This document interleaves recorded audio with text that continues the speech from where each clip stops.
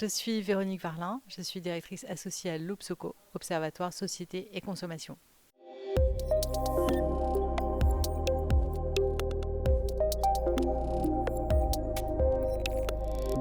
60% des Français pensent que l'urgence de la situation fait qu'il faut changer nos manières de consommer, mais aussi changer en fait les manières de produire et plus avant les modes d'organisation de la société. Les consommateurs sont tiraillés entre d'un côté une aspiration à s'engager dans des comportements plus responsables, de l'autre les contraintes, les difficultés qu'ils voient à s'engager en fait. Pour clé, elle réside un peu dans la façon dont on va articuler à la fois des choses qui renvoient à la performance des produits ou des services, mais une fois que c'est acquis, pouvoir enfin, quelque part, être sensible à la dimension vertueuse sur le plan environnemental, social et sociétal. Si on veut mobiliser le plus grand nombre, c'est bien l'enjeu aujourd'hui, il faut effectivement délivrer ces bénéfices individuels.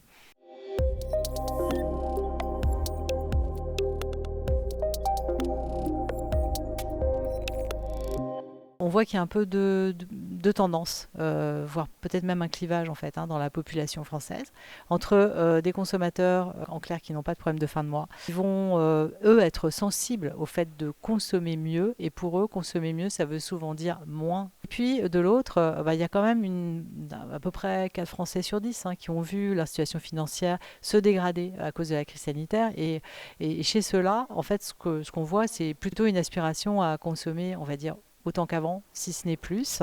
Mais pour autant, ces consommateurs-là, en fait, ils ne sont pas non plus à distance en fait, de ce mouvement vers des comportements plus éco-responsables. Là, tout l'enjeu pour les entreprises, ça va être de leur proposer des solutions accessibles en fait, sur le plan économique. Comment démocratiser le consommer mieux et le rendre accessible à tous, ceux qui en ont les moyens et les autres aussi.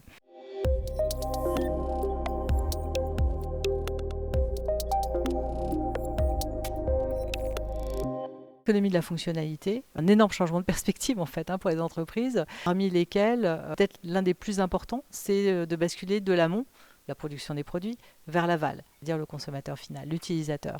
D'où de nouveaux modèles au fond de relations qui s'orientent aussi vers la coopération entre acteurs, ne serait-ce qu'entre les vendeurs, les fabricants et les consommateurs, comme partie prenante aussi de l'innovation, comme part aussi de la solution.